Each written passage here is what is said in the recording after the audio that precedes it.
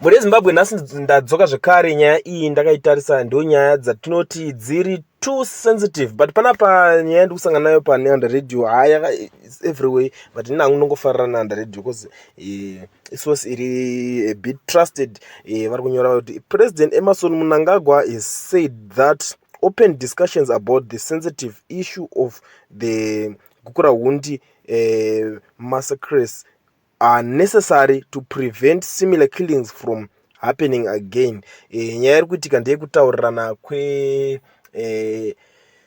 nyaya dzegukurahundi dzakaitika kuma80s kwekurayiwa vanhu vakawanda. I think zvekuma 20,000 vanhu vakaurayiwa ikoko kune nhingirikini netimu redu reZNA iri ranga richangobva kuNorth Korea kunotrainwa ikoko ku5th Brigade.